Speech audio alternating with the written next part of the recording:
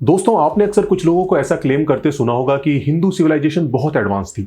हमारे ऋषि मुनि ऐसी बहुत सारी चीजों की नॉलेज रखते थे जिन्हें साइंस आज खोज पाई है। जैसे क्लेम किया जाता है कि सूर्य ग्रहण चंद्र ग्रहण की प्रिडिक्शन जिसे आज नासा जैसी मॉडर्न ऑब्जर्वेटरी करती है, वही प्रिडिक्शन हमारे ऋषि मुनि हजारों सालों से बिना किसी दूरबीन के कर लिया करते थे। और उनकी बताई हुई कैलकुलेशंस आज भी इतनी सटीक हैं कि उनके जरिए आज भी कोई साधारण ज्योतिषी ग्रहण का समय एकदम सटीक निकालकर बता देता है। आज भी जब सूर्य ग्रहण या चंद्र ग्रहण होता है, नासा की ऑब्जर्वेटरी बताती है ना। 1950 से पहले नासा नहीं था। आप जाके पूछिए, गांव में कोने में बैठे हुए किसी पंडित से कहिए, पंडित जी पंचांग में देख के बताओ सूर्य ग्रहण कब है। और जो वो हमारा पंचांग बताता है और जो नासा की ऑब्जर्वेटरी बताती है, कभी उसमें दिन तो छोड़िए, घंटे और मिनट का भी अंतर देखा है? हमारा तो कैलकुलेशन 5500 साल से एज इट इज चला रहा है। जी हाँ, लोगों को यह बात बड़ी हैरानी की लगती है कि आखिर जब टेलीस्कोप का इन्वेंशन 17th सेंचुरी में हुआ तो उससे पहले लोग प्लैनेट्स को कैसे ऑब्जर्व करते थे और बिना मॉडर्न इक्विपमेंट्स के वो प्लैनेटरी पोजीशंस को कैसे कैलकुलेट किया करते थे। कुछ को तो यह भी हैरान करता है कि आखिर उन्होंने बिना टेलीस्कोप के प्लैनेट्स का पता ही कैसे लगा लिया। और जो बात सबसे ज्यादा हैरान करती है वो ये कि आखिर ग्रहण यानी एक्लिप्स की प्रिडिक्शन वो कैसे कर पाए। दोस्तों, मैंने पहले भी एक वीडियो में बताया था कि प्लैनेट्स का पता लगाने के लिए, प्लैनेटरी पोजीशंस को कैलकुलेट करने के लिए और एक्लिप्स को प्रिडिक्ट करने के लिए किसी टेलीस्कोप या किसी और भी तरह के मॉडर्न इक्विपमेंट की जरूरत नहीं पड़ती है। एक्लिप्स की प्रिडिक्शन कुछ हद तक सिंपल टूल्स जो कि आसानी से बनाए जा सकते हैं, उनसे लगातार केयरफुली की गई ऑब्जर्वेशन और मैथ के जरिए की जा सकती है।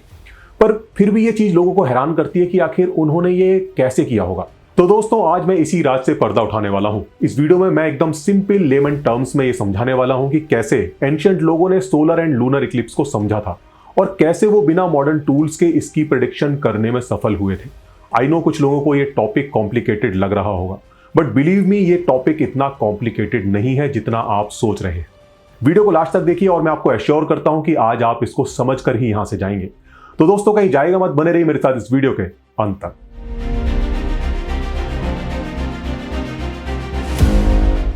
दोस्तों, आसमान से हमारा रिश्ता बहुत पुराना है। हमें ऐसा लगता है कि शायद अभी कुछ शताब्दी पहले ही हमने आसमान में मौजूद चीजों को समझना शुरू किया है। पर हकीकत यह है कि आसमान को समझने की शुरुआत प्री हिस्टोरिक पीरियड से भी पहले हो चुकी थी। दुनिया में कई ऐसे प्री हिस्टोरिक पीरियड के स्ट्रक्चर्स डिस्कवर हुए हैं जिनसे पता चलता है कि उस समय के लोग साल के अलग अलग समय पर सूरज और चंद्रमा की आसमान में पोजीशंस को समझते थे और उन्होंने उसके हिसाब से अपने कैलेंडर्स भी तैयार किए थे। जैसे अभी 2013 में स्कॉटलैंड में एक प्री हिस्टोरिक स्ट्रक्चर मिला है जो कि लगभग 10,000 साल पुराना बताया जा रहा है। वेरेनफील्ड नाम की जगह पर 12 गड्ढे मिले हैं जो कि फेजेस ऑफ मून से कोरिलेट करते हैं। ऐसे ही एंशिएंट बेबीलोनियन सिविलाइजेशन में मिले एक क्ले टैबलेट में वीनस की पोजीशंस के बारे में मेंशन है। ये टैबलेट लगभग 3,500 साल पुराना बताया जाता है। इसी तरह भारत में वेदांग ज्योतिष, जिसे लगभग 5th सेंचुरी BC का बताया जाता है, इसमें सूरज, चंद्रमा और नक्षत्रों की हेल्प से कैसे कैलेंडर बनाया जाए इसके बारे में हमें पढ़ने को मिलता है।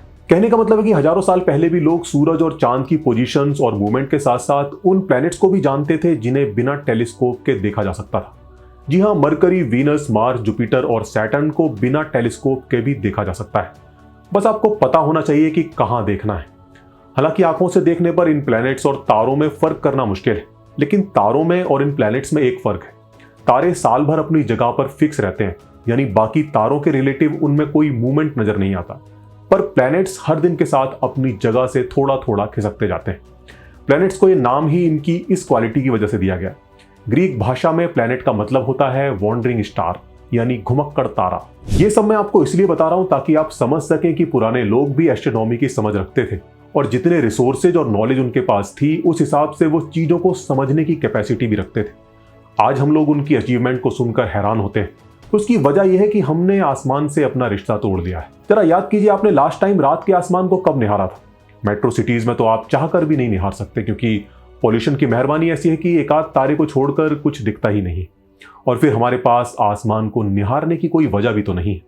आज हमारे सर पर छत है, समय पता करने के लिए कैलेंडर्स हैं, घड़ियां हैं, जिनके रहते हम भूल ही चुके हैं कि समय नापने की ये चीजें वास्तव में आसमान से ताल्लुक रखती हैं। जिन कैलेंडर्स का इस्तेमाल आज हम करते हैं वो वास्तव में चांद और सूरज पर ही तो बेस्ड है। जी हाँ, जिन कैलेंडर्स का इस्तेमाल हम लोग सदियों से करते आ रहे हैं, इन कैलेंडर्स को बनाने के लिए ऐसे लोगों की जरूरत हमेशा से रही थी जो कि आसमान में मौजूद इन बॉडीज की समझ रखते हो। लेकिन दुनिया में समय समय पर घटने वाली एक घटना इन एंशिएंट एस्ट्रोनॉमर्स को भी हैरान कर देती थी, जिसे आज हम एक्लिप्स के नाम से जानते हैं। पुराने समय में लोग इसे कुछ अशुभ होने के संकेत के रूप में देखते थे। हालांकि बाद में इसके रीजन को समझ लिया गया, लेकिन फिर भी ये कब होगा इसको पता करना हमेशा से एक चैलेंज ही बना रहा। जैसा कि आपने स्कूल में पढ़ा ही होगा कि सोलर एक्लिप्स हमेशा अमावस्या को और लूनर एक्लिप्स हमेशा पूर्णिमा को होता है, जिसकी वजह है कि पूर्णिमा को मून सन के एकदम अपोजिट में पहुंच जाता है। जी हाँ, तभी उसका मैक्सिमम पोर्शन सन की लाइट से इल्यूमिनेट हो पाता है और हमें अर्थ से फुल मून नजर आता है। यानी यही वो समय होता है जब सन, अर्थ और मून लगभग एक लाइन में आ जाते हैं। यानी यही वो समय है जब अर्थ की शैडो मून पर पड़कर एक्लिप्स को पैदा कर सकती है। ठीक इसी तरह अमावस्या को मून, सन और अर्थ के बीच में होता है, इसलिए उसकी डार्क साइड हमारी तरफ होती है और इसीलिए अर्थ पर वो सन के साथ ही राइज होता है और उसी के साथ सेट हो जाता है। इसलिए रात को मून नहीं दिखता और रात अंधेरी होती है। मतलब यही वो समय होता है जब मून सन के बीच में आकर एक्लिप्स पैदा कर सकता है। पर बावजूद इसके हर अमावस्या और पूर्णिमा को एक्लिप्स नहीं होता।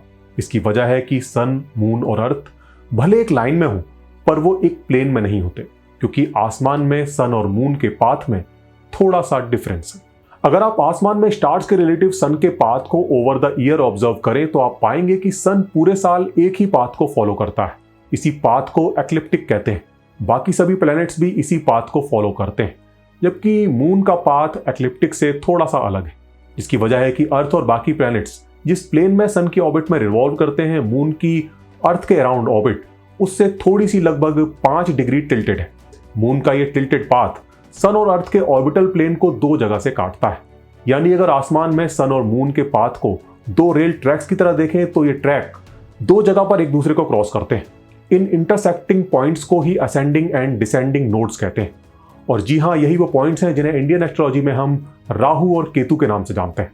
मून को चूंकि अर्थ की ऑर्बिट में एक रेवोल्यूशन पूरा करने में लगभग 29 डेज लगते हैं। इस दौरान मून 2 बार सन और अर्थ के ऑर्बिटल प्लेन को क्रॉस करता है। इसका मतलब है कि 29 डेज में 2 बार सन, मून और अर्थ एक ही प्लेन में होते हैं। अगर इस दौरान पूर्णिमा या अमावस्या हो तो अर्थ पर एक्लिप्स का फिनोमिनम ऑब्जर्व किया जा सकता है। यानी एक्लिप्स के लिए 2 कंडीशंस का फुलफिल होना जरूरी है। एक तो उस दौरान पूर्णिमा या अमावस्या हो और दूसरी है उस दौरान मून सन और अर्थ के ऑर्बिटल प्लेन को क्रॉस करे, यानी असेंडिंग या डिसेंडिंग नोड से गुजरे। और जब जब ऐसा होता है तो फिर ये होता है।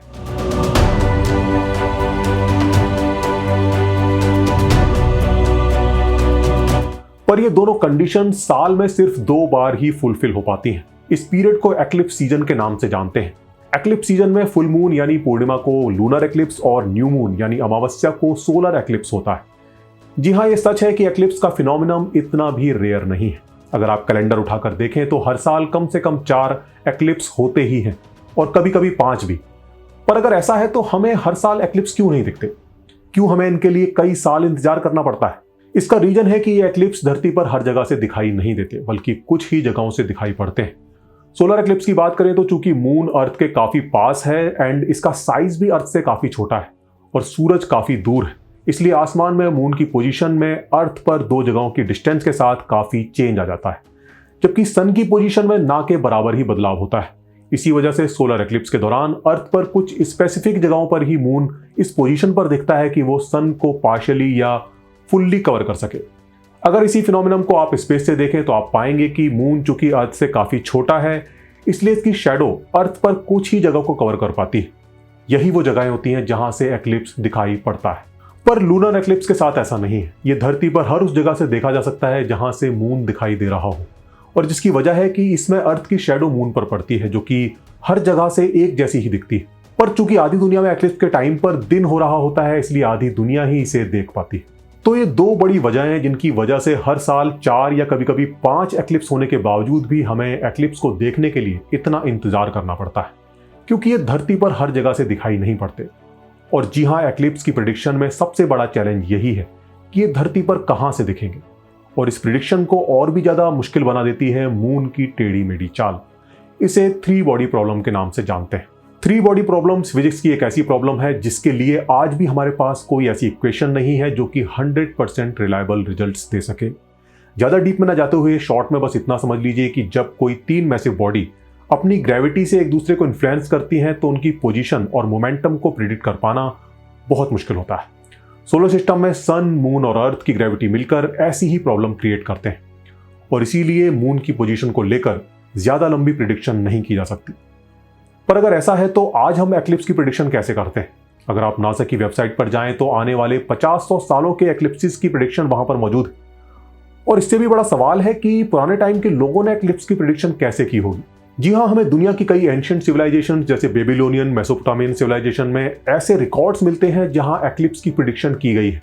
यहां तक कि 2000 साल पुरानी एक मैकेनिकल डिवाइस के अवशेष भी हमें मिले हैं जिसके बारे में साइंटिस्ट का ऐसा कहना है कि इसका यूज एक्लिप्स की प्रिडिक्शन के लिए किया जाता था। और ये सब आज हमें हैरान करता है कि आखिर उन्होंने ये कैसे किया होगा। वेल, एंशिएंट टाइम में लोगों के पास आज जैसी साइंस तो नहीं थी, पर प्रॉपर साइंस ना होने के बावजूद भी हम चाहें तो नेचर में कुछ चीजों को समझ सकते हैं अगर हम पैटर्न पर ध्यान दें तो। इसी पैटर्न रिकॉग्निशन की वजह से वो लोग न केवल सीजन्स के साइकिल को समझ पाए बल्कि सन की आसमान में पोजीशंस के साथ उन्होंने इसका कोरिलेशन भी समझ लिया।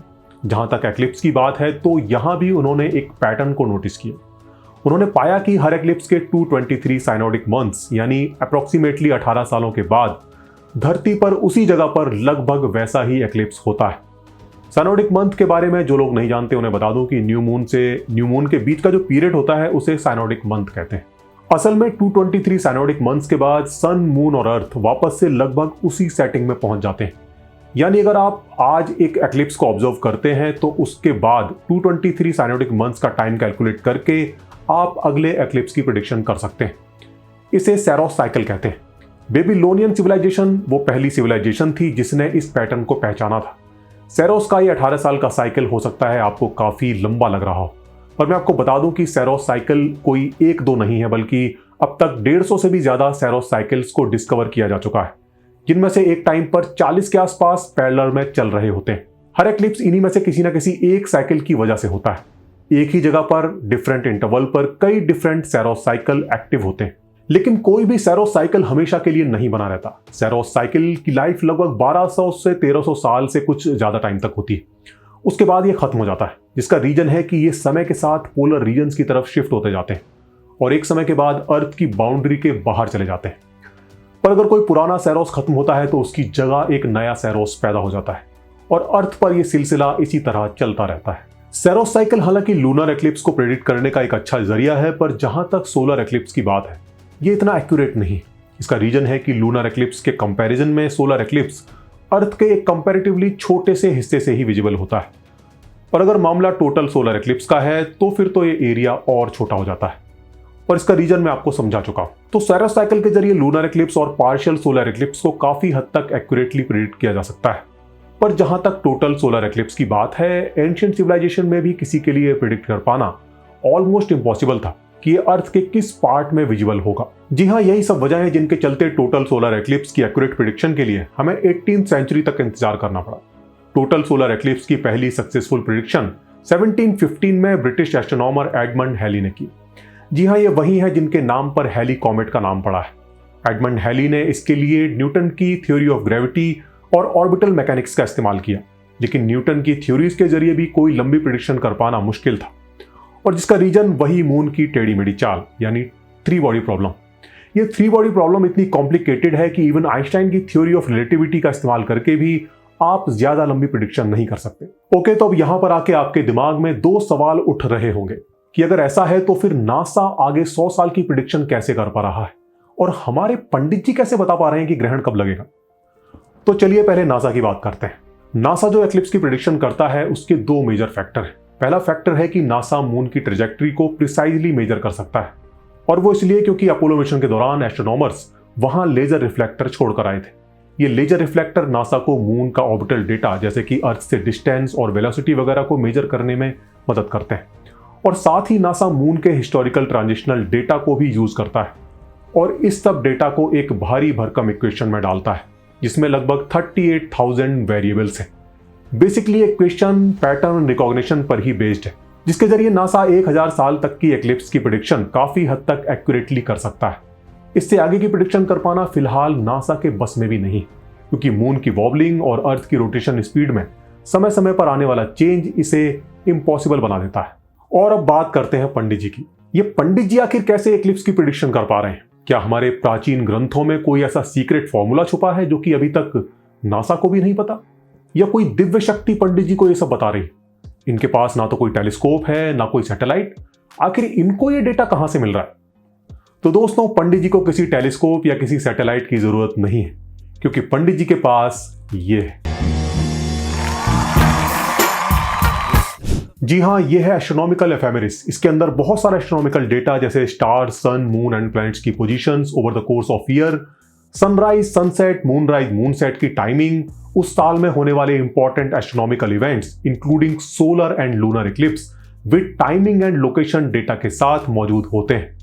इंडियन मेट्रोलॉजिकल डिपार्टमेंट हर साल इसे पब्लिश करता है और अब तो ये डिपार्टमेंट की वेबसाइट पर भी मौजूद रहता है, जिसे कोई भी फ्री में डाउनलोड कर सकता है। और मैं आपको बता दूं कि इस एफेमेरिस में मौजूद बहुत सारा डेटा कहीं और से नहीं बल्कि नासा से उठाया जाता है, जिसे इंडियन टाइम जोन के हिसाब से कन्वर्ट करके पब्लिश कर दिया जाता है। इसी डेटा का इस्तेमाल करके पंचांग बनाए जाते हैं। जी हां, अगर आपने कभी हिंदी पंचांग देखा होगा तो आप जानते होंगे कि उसमें भी हमारे त्योहारों के साथ साथ सोलर एंड लूनर एक्लिप्स की डेट और टाइमिंग मेंशन होती है। अब शायद आप सोच रहे होंगे कि नासा तो अभी 1958 में एस्टेब्लिश्ड हुआ है, इससे पहले ये डेटा कहां से आता था? वेल, तो नासा या मॉडर्न एस्ट्रोनॉमिकल इक्विपमेंट्स के आने से पहले यही ऑब्जर्वेशन कुछ ट्रेडिशनल टूल्स के जरिए की जाती थी। इन्हीं ट्रेडिशनल टूल्स में से कुछ को आज आप इंडिया में कई जगहों पर देख सकते हैं, जैसे जयपुर और दिल्ली का जंतर मंतर। दुनिया भर में कई फेमस एस्ट्रोनॉमर्स इस ऑब्जर्वेशनल डेटा को पब्लिश किया करते थे। भारत में भी आजादी से पहले अलग अलग राजा अपने राज्य में ऐसे लोगों को अपॉइंट करते थे जो कि एस्ट्रोनॉमिकल डेटा को कलेक्ट करें। इसी डेटा के बेस पर पुराने टाइम में पंचांग बनाए जाते थे। अब चूंकि ऑब्जर्वेशन ट्रेडिशनल टूल से की जाती थी, तो इसकी एक्यूरेसी और प्रेडिक्शन की कुछ लिमिटेशंस थी। आज हमारे पास हाईली एडवांस्ड टूल्स के साथ साथ कॉम्प्लेक्स कैलकुलेशंस को करने के लिए कंप्यूटर्स भी हैं, तो आज हमारी एक्यूरेसी और प्रेडिक्शन बेहतर है। और जैसा कि मैंने बताया था कि ट्रेडिशनल मेथड्स एंड टूल्स की लिमिटेशंस की वजह से उस समय पर एक्लिप्स की प्रेडिक्शन उतनी एक्यूरेटली नहीं हो पाती थी, और टोटल सोलर एक्लिप्स के मामले में तो बिल्कुल भी नहीं।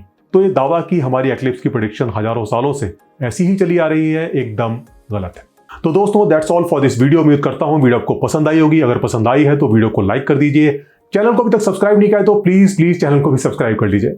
आपने इस वीडियो को लास्ट तक देखा, इसके लिए आपका शुक्रिया, और साथ ही चैनल मेंबर्स और सपोर्टर्स का भी शुक्रिया, जिनके सपोर्ट की वजह से मैं ये कंटेंट आप तक पहुंचा पाता हूं। आप भी इस चैनल को सपोर्ट करना चाहते हैं तो इससे रिलेटेड सारी जानकारी आपको डिस्क्रिप्शन में मिल जाएगी।